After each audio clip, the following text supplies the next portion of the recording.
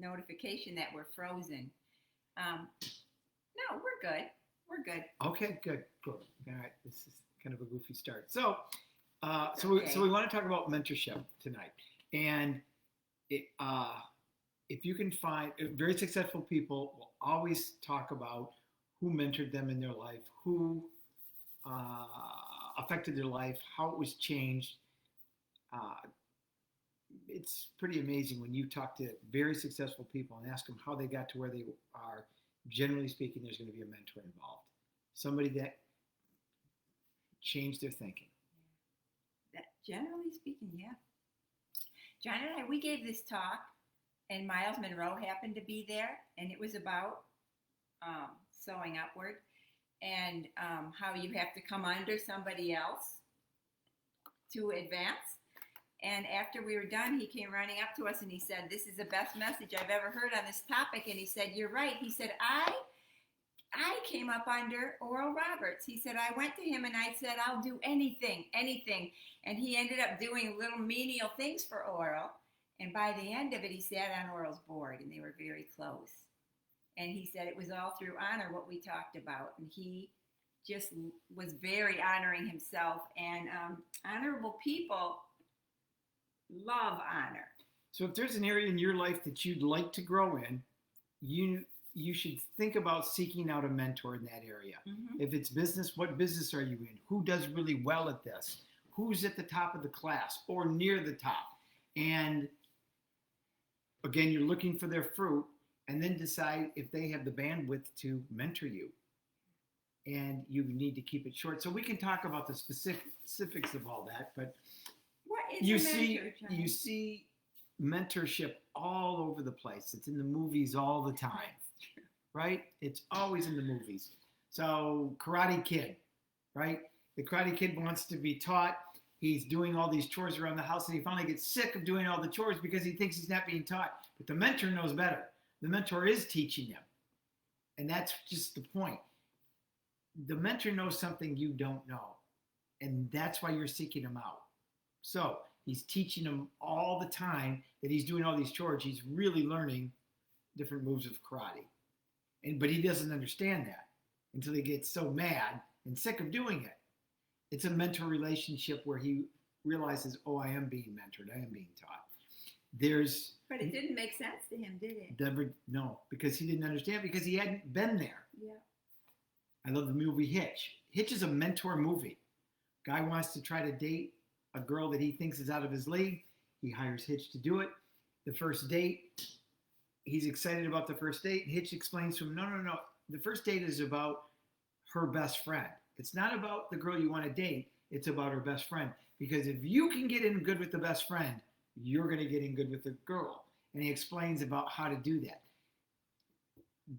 The guy doesn't understand that. He needs a mentor to show him how the process works. Because it isn't, sometimes it's counterintuitive to what you think. And that's what a mentor knows.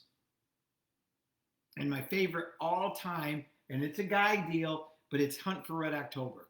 And I love Hunt for Red October. And there's a scene in it. Hunt for Red October is a story about submarines.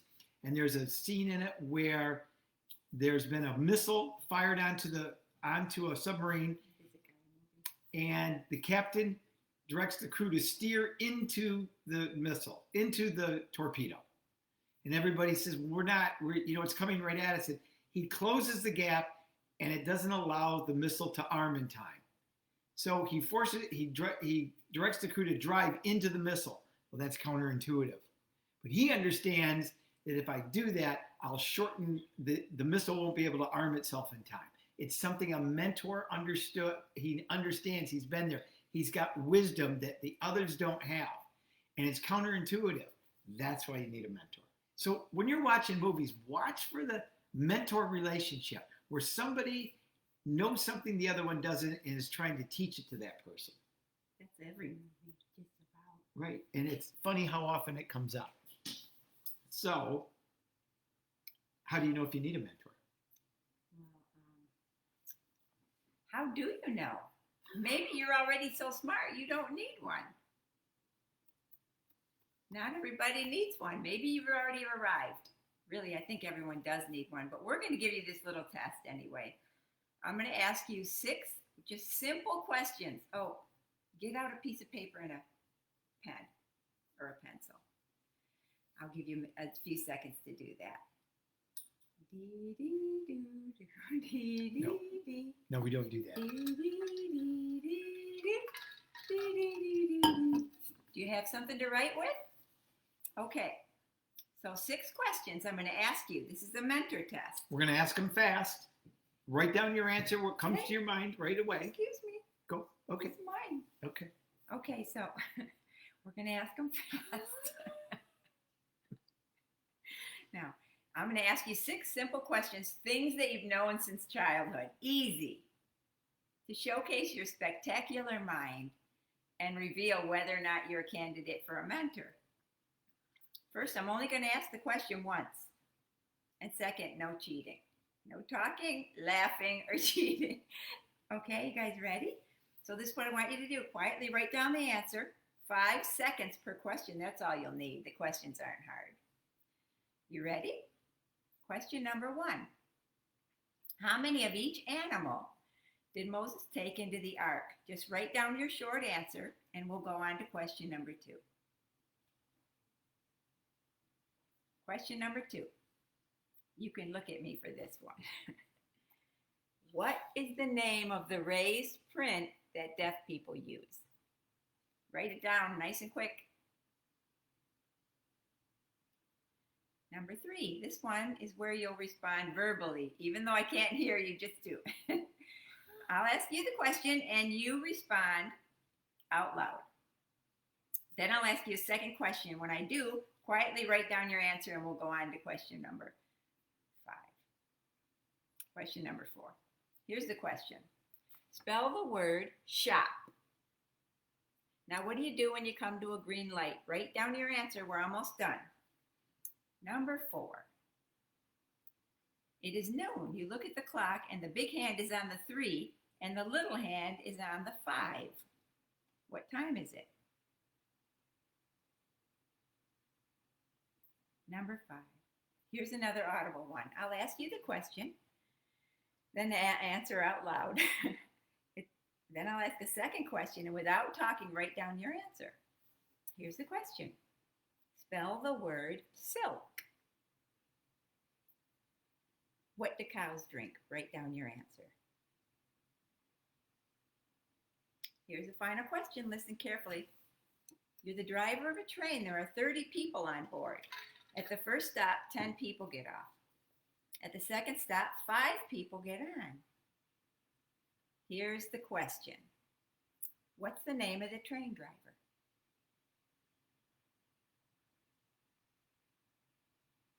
Okay, ready for the answers? And when I'm done, I want you to put in the comments how many you got wrong. All right? Question number 1. How many of each animal did Moses take into the ark? The answer is 0. Who wrote down like 2 by 2 or 2 of each animal? Well, He took 0 because it wasn't Moses, it was Noah.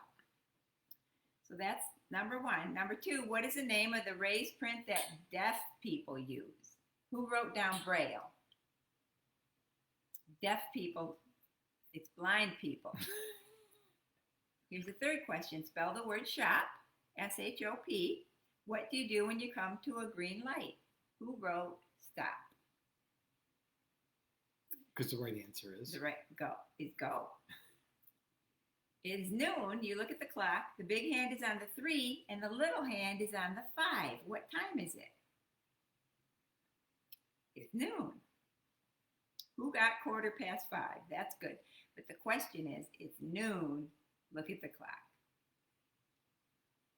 Number 5, spell the word silk, S-I-L-K. What do cows drink? Who wrote down milk? Cows drink water. Number 6, you're the driver of a train. There are 30 people on board. At the first stop, 10 people get off. At the second stop, 5 people get on. Here's the question. What's the name of the train driver? That would be your own name you would write down. So I want you just real quick, just make a comment, write down Just comment how many you got right or wrong. Just put a number. Did anyone get them all right? Well, this test, it shows how you can believe something with your whole heart and be 100% wrong.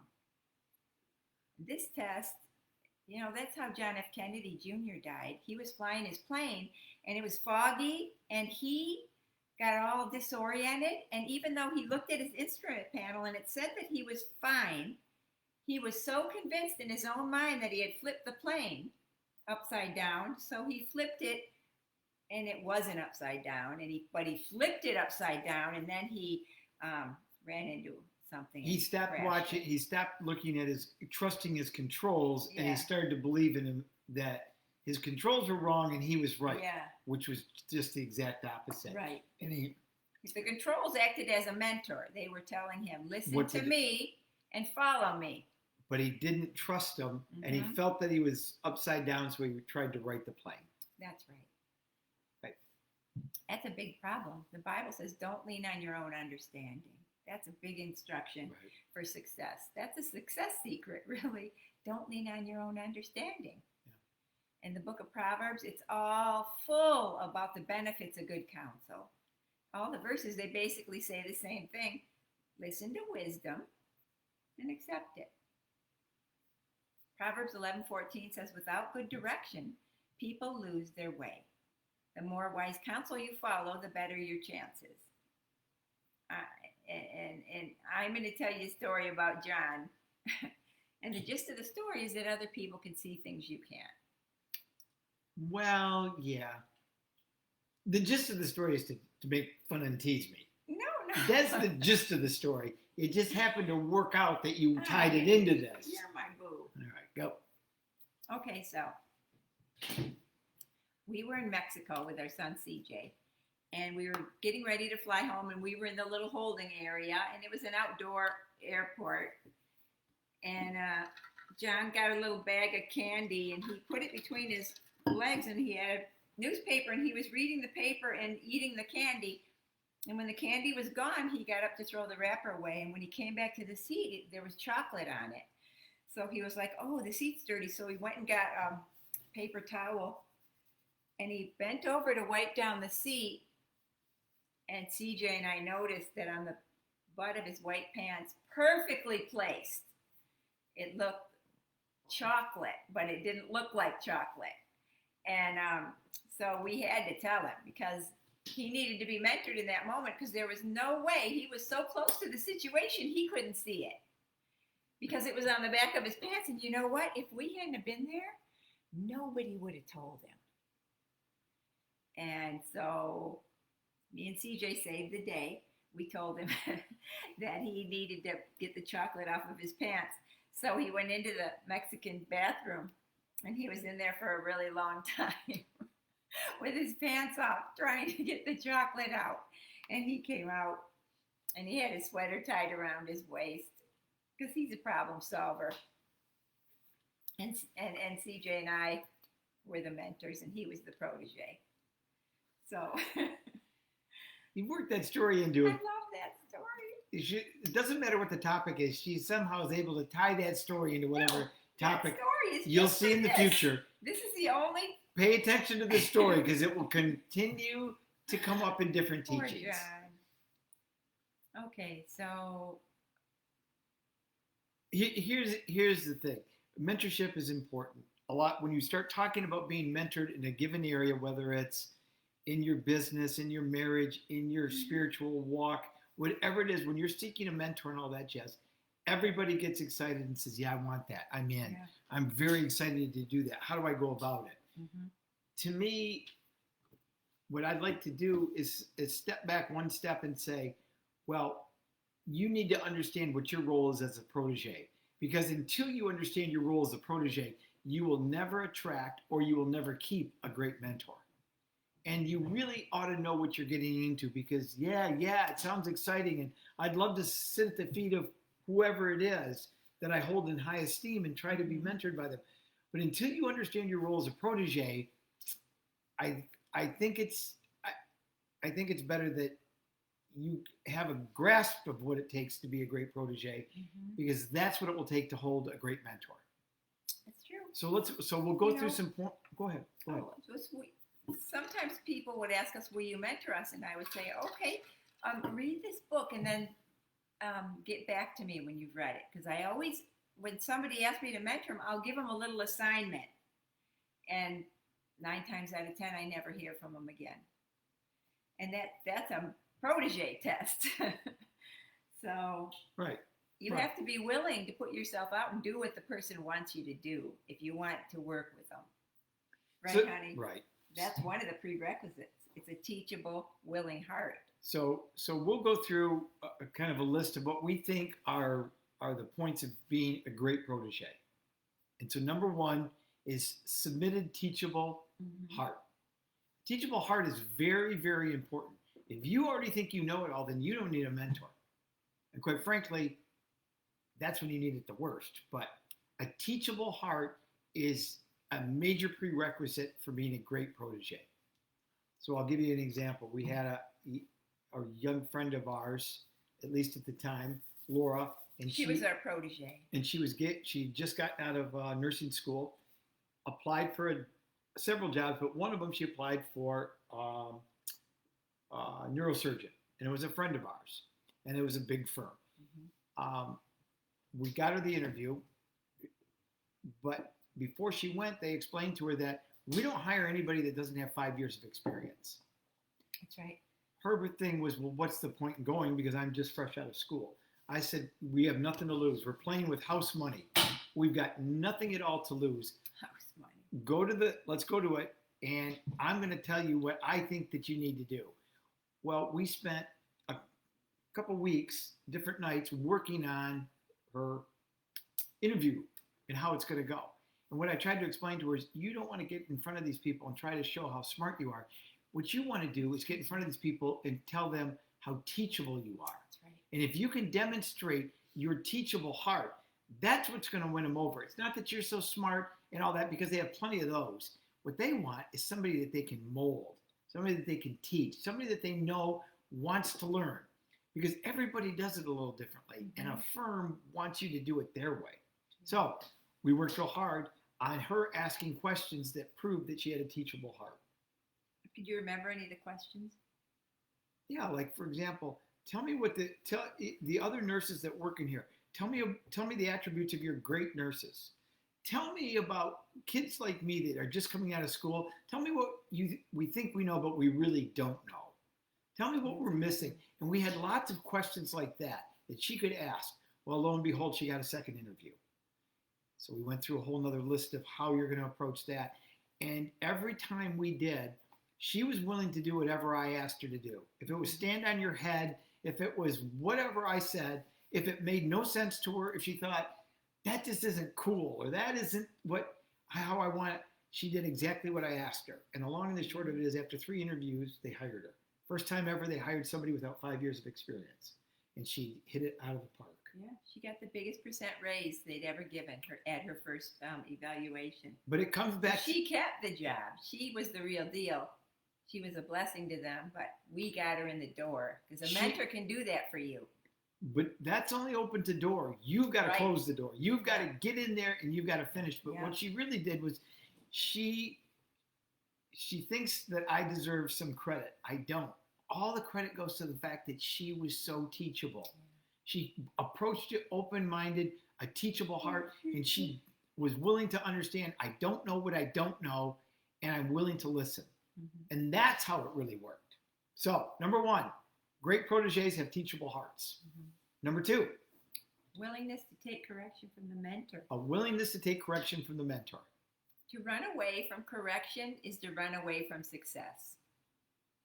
Okay? You got to be willing, because it's part of the process, and it's an important part.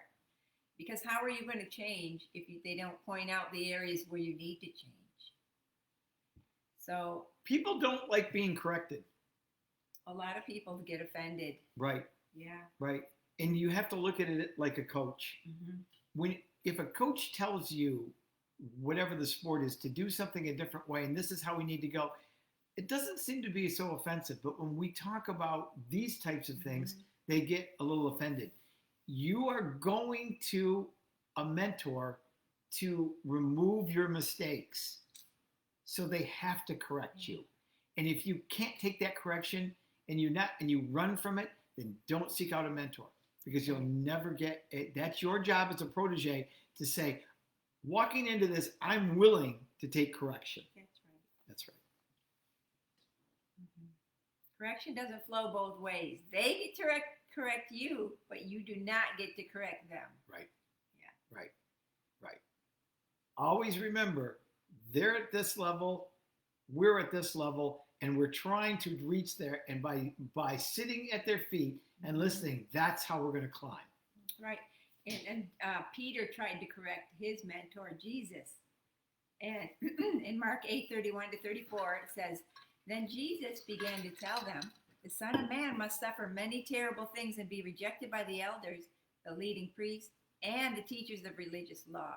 He would be killed. But 3 days later, he would raise from the dead." He said this plainly, but Peter took hold of Jesus and, scolding him, can you imagine? Yes, I can. Began to correct him. Jesus turned and looked at his disciples, then sternly corrected Peter. "Get behind me, Satan." Why do you think he turned and looked at his disciples first? I don't know. I just noticed it.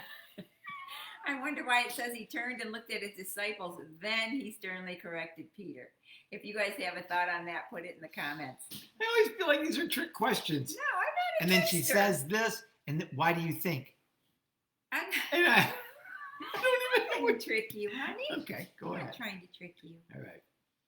So when Peter corrected Jesus, he broke the law of honor. And you have to remember, we are not scripturally authorized to correct anyone above us, including our parents. That's why the fifth commandment, honor your mother and father, so all will go well with you and you can live a long, happy life. Only one that comes with a promise. Is- Only commandment that comes with a promise, Is right? honor. Yeah. Right? Honor your parents and you will. Mm-hmm. Live long and happy. That's right. That's right. Authorities are in our lives for 3 reasons. People think to lord over you and boss you and control you. No. To provide, promote, and protect. The Okay. mentor's job is to correct, and the protege's job, submit to the correction. It's how easy. So easy. You have one job. Do not correct your mentor.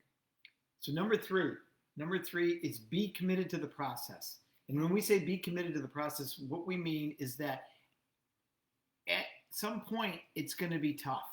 Change is uncomfortable. That's right. And doing things differently and following it, and you're going to have doubts. Mm-hmm. Be committed to the process. Do not run when it gets tough. I promise you there will be points, especially with a great mentor, that it will be tough. Stay the course. Stay the course. That you have to, you go into it with a mindset that no matter what, I'm not turning around. I'm going to listen to what they say. I'm going to try, even if it doesn't sound right to me, because that doesn't matter, because that's why mentors see things that you don't see, and they can take you places because they've already been there. So be committed to the process. I like that one. Wounds from a friend can be trusted. That's what the Bible says. Number four, be willing to be held accountable. This one's you, John. No, you're number 4. Okay. If your mentor gives you an assignment, do it. No excuses. When we first talked to our mentor that we got him in June, and he gave us, he gave us things we didn't want to do. And so John and we told him all the reasons why we didn't want to do it. And he goes, I'm hearing a lot of excuses. And that made me shudder because I don't see myself that way. And so then we just did it all. But I wasn't really making excuses, I guess. But in my mind, I was making excuses. But in my mind, I was just giving him the reasons why we don't like those things. But those are excuses, right? So you just have to be willing to be held accountable. Just do what they say. And it's just like the wax on, wax off. You're not going to understand the value of it. Just do it. You will down the road. Yeah. And this accountability thing is really tough. It's when you want to do something and it's just you, and you say, well, I'll get to it, or I can wait, or this isn't important right now. What a mentor does is holds you accountable. If we have agreed to do these things, then you need to do them and get them done. We talk about it in the book. Being accountable is a big part of mentorship. If you agree to do something for your mentor or whatever the assignment is, then you got to be held accountable. And that is a big part of mentorship, is the fact that they're going to check up on you. They're going to ask you. Right. And if you fall down and aren't being willing to be held accountable, you will not hold on to a great mentor. You will lose mentors. It will be a process that just falls off, and you will not get the value. And there's huge value in a mentorship. Life-changing. Yes. Destiny finding. Number 5. The protege must be willing to pursue the mentor. So I guess there might be circumstances, but in general, if somebody comes up and says, I want to mentor you, that's a red flag to me. I think it's the protege's, I know it's the protege's job to chase the mentor. Mm-hmm. And if you get a mentor to agree to doing, to mentoring you, you continue to chase them. And by chasing them, I mean it's your job to reach out and say, we agreed to a quarterly meeting, it's coming up. We've done this. You are always pursuing. It's not their job to get back and pursue you. It's your job to always pursue them. And this isn't a two-way street. This isn't like a friendship. This isn't that. A protege relationship is a one-way street. And it goes the mentor's way. And you follow the mentor, and it's your job to continue to pursue it. Because in that pursuit, what you are saying to them is, I'm interested. Mm-hmm. I'm serious about this. I want to get better. I want to grow. I want all these things. And that's what the message that the mentor gets when you pursue them. Yeah. Okay? It affects them. If you lay back and say, well, I'll wait for them to get a hold of me, or I don't want to bug them. Yes, that's true. You don't want to bug them, but it is your job to pursue them. It is not their job to pursue you. That's a good one. Right. It's very important. Yeah, because you're going to feel intimidated, but you have to do it. Right. And when you go for the first ask, it's very difficult. And talk about getting out of your comfort zone. When you go to ask a mentor if they're willing to mentor you in a given area, and you hold them in high esteem, you see their fruit, you know that this is the person you want, it's very hard to go to them and say, are you willing to mentor me? To pursue them. That's difficult. And you might get some no's because some people are busy enough that they don't have the bandwidth to do it. Yeah. But continue it out. And if you put yourself out there, I know that the Holy Spirit will meet you halfway. I've asked people that I was so sure wouldn't do it or afraid, but I hated it. I was so far out of my comfort zone to ask, and I did, and the Holy Spirit met me halfway. And they worked out wonderfully, and I got responses that I couldn't believe I got. But that's because the Holy Spirit was involved. So, be willing to pursue your mentor. Plus, you're John O'Leary. He's such a darling. Everyone loves him. Mm-hmm. I see. Go. I see. See if you're good. Okay, number 6, be willing to invest in your mentor. I like this one because everybody has something to offer. That's right. So in order to keep the flow going, you want to see how you can be a blessing to them back. And you're going to think of ways. If you have a heart to do it, you'll think of ways to do it.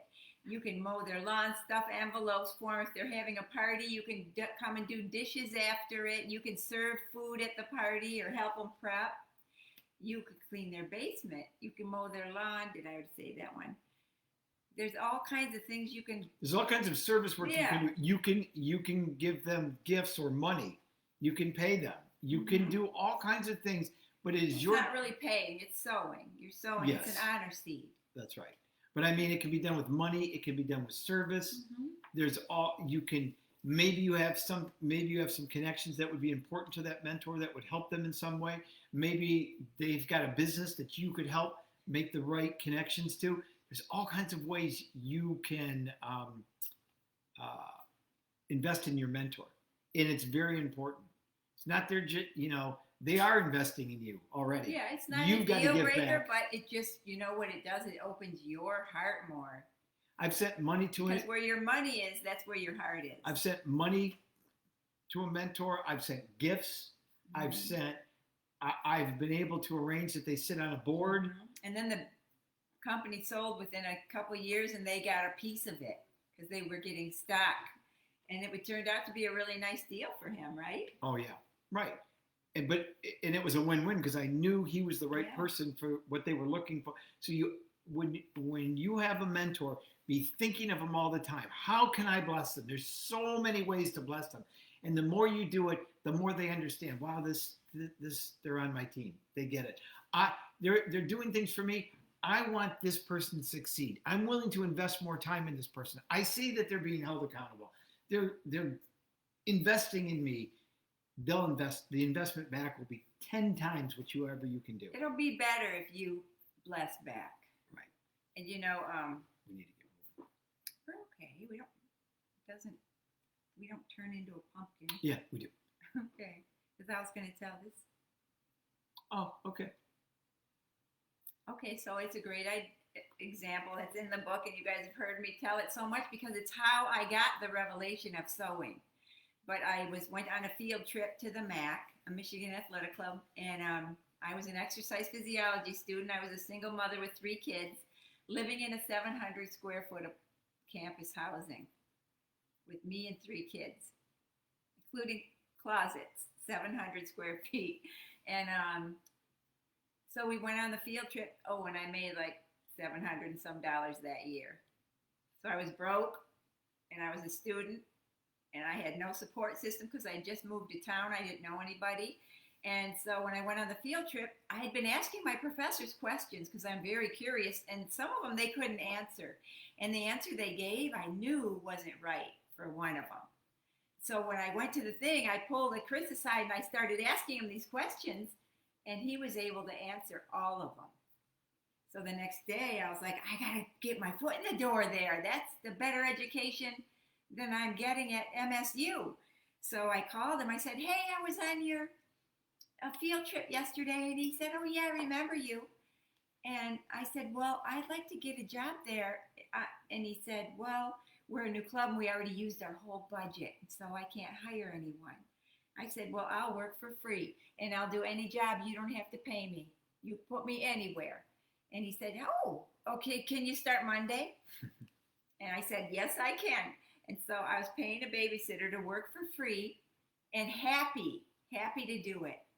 And then after a couple weeks, he said, hey, one of my friends is interested in you. And it was John. Well, no, first he said, he after a couple of weeks, he said, we have an opening. Yeah, he put me on the payroll. It was minimum wage. Some people might have thought, oh, there's my harvest. Nope. Then he said, one of my friends is interested in you. So I got a husband out of the deal. And then one of my clients said that I needed to get me some Jesus. And she took me to Mount Hope Church, and Pastor Dave led me into salvation. So I got my salvation. Then after we were at church for a little while, Pastor Dave asked us, will you talk about that upward sowing thing that you did at the MAC and how it worked for you? So our ministry of upward sowing began. So out of that one thing saying I'd work for free, opened Chris's heart to introduce me to his best friend and give me a spot. And I also got the first job as a personal training that opened up. And I ended up making, this was 30 years ago, but I was making $35 an hour, and from nothing. So very quickly after I got hired there, and then I ended up with the same job title at another gym, Director of Personal Training. So through that one act of investing in myself, showing honor by willing to come under Chris, work for free to invest in him and help him, the trajectory of my life changed. It totally changed. I don't know if how would I have met him? How would I have met John? I don't know. And how would I have had a client tell me I needed Jesus? So it just changed everything. Within 4 years, I was a millionaire. From being a homeless single mother with 3 kids to being a millionaire in 4 years, almost to the day. So it's powerful. That mentorship gave me my career, my ministry, my husband. my salvation. That's pretty good return. Anyway, so So number we'll do 7. So we'll do 2 more. Okay. Number 7 is be transparent with your mentor. That's hard to do if you want to think about it for a minute. Be transparent with your mentor. What we're talking about is you don't need to tell them all the things you're great at. Mm-hmm. You got to tell them the things that you're not great at, that you're struggling with, that you need help with. And when you're talking to somebody that you hold in high esteem, the last thing you want to do is talk about your faults or your weaknesses. The trouble is, if you don't do that, they can't remove them. Mm-hmm. A great protege will be transparent. That's true. This is what I need. I am not perfect. You're going to see that sooner or later. You might as well start right now that I'm coming before you because these are my issues and these are the things I'm struggling with, and I want you to help me remove them. Not easy to do. It's very humbling to sit in front of somebody that you really respect and hold in high regard and say, here are my weaknesses. But a great protege will do that. They'll be transparent. Number 8. That is tough, isn't it? Yeah. Number 8, I think this is a really good one too. Number 8 is harness the power of questions. Questions are your superpower. You ask the right question. Until you ask a question, you don't really qualify for the answer. You'll never know if you don't ask. So asking questions is so key. Ask a lot of questions. And then at the end, ask them, what can I do for you? That's always what I ask at the end of our mentor sessions. What can I do for you? Do you need prayer for anything? And after our mentor sessions, I always send a financial gift because I never want to just pull on somebody without blessing back. So it's when you are being mentored, it isn't their job. You don't sit in front of somebody and say, mentor me. What you do is come loaded with questions in the area that you want. I think a great mentor also sends an agenda.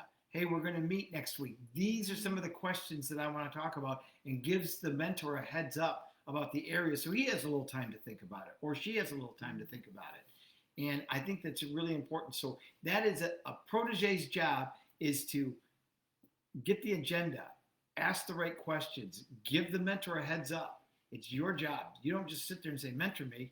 You come loaded with questions. I'm going to do one more. Pray for your mentor and love and honor them. When you pray for them, you're going to see their humanity, because if you don't see their humanity, you'll put them on a pedestal.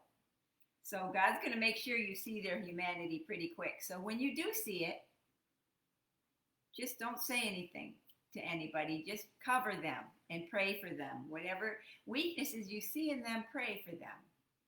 And just love them and honor them. Because we all have them. Yeah. Right. We all they're strong in certain areas, but that doesn't mean they're strong in every area. And you cover your. That's right.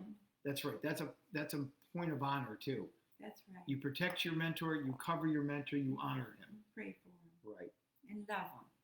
So love them because they're imparting a piece of themselves to you. It's not just information, revelation. They're imparting. It's a transfer of self. And that's, wow, it will change you forever. That's so special. Right. It really is. So that's what we wanted to talk about tonight. Yep. We can do a little bit, if anybody's got questions about this or would like a little more conversation about it, leave it in the comments and we'll be glad to talk about it. Tomorrow? We can talk about it tomorrow. Sure, absolutely. I think that this mentorship is a big deal. And if you're really serious about it, learn to be a good protege. And we're glad to help. You'll get the most out of it that way. Will. You may as well maximize. You will.